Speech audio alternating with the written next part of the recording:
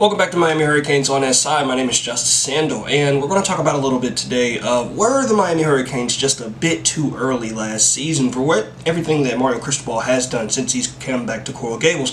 It's been a consistent increase of win totals year after year. If you go based off of what he did in his first year with 5 wins and going to 7 wins and to 10 wins, this year all it seems like is they're going to be a playoff team and competing in the ACC championship and likely competing for a national championship. They don't have to play Clemson likely until the ACC championship, but they do have a few number of games where it's going to be interesting to see how they fare against other teams. You still have NC State, who's likely going to be one of the quickest risers this season. Still have to face Louisville. You still have to face Syracuse. You still have to face a returning SMU that was outstanding last year. And then, of course, they opened the season with Notre Dame. So, bringing all that back together, what does that mean for the Miami Hurricanes this season compared to last season? Now, if you talk to everybody with the Miami Hurricanes team that was there last year, they don't care about last year. Like Akeem Mesidor has said, enough is enough. They're here to build and they're here to return to what the Miami Hurricanes program used to be, a historically dominant program that for year after year was consistently competing. That's what they're trying to do this season. But were they just a bit too early last season? They had one of the greatest offenses of all time last season, but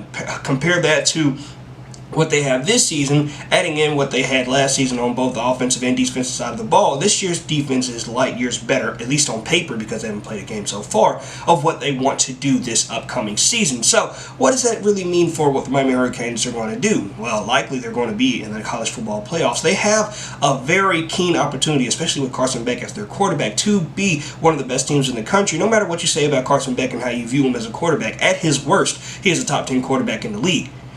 Will Howard was able to do whatever he was able to do with the talent surrounding him last year for Ohio State and was able to win a national championship. And Will Howard wasn't even considered one of the top quarterbacks in the country. You put that with some of the best offensive talent around him, one of the best offensive lines, even though it's a bunch of nameless faces for the Miami Hurricanes receiving corps, they're going to show up and show out for what they're able to do. They're preparing to shock the world. You have a pro-ready back in Mark Fletcher Jr., also Jordan Lyle and Jamar Brown coming over from North Dakota State. There's so much to like about the Miami Hurricanes this year, even with Carson Beck and people questioning his ability to play football. At his worst, like I said, at worst, a top 10 quarterback in the league, and at his best, he's one of the best players in the country. He's going to be one of those sleeper players for Heisman Watch, and just the Hurricanes should be considered one of the best odds for a dark horse contender for the national championship. But with the ACC and how people like to view the ACC, it's kind of questionable where a lot of people are going to view where the Miami Hurricanes are. They can overrate them or they can underrate them. Right now, the USA Today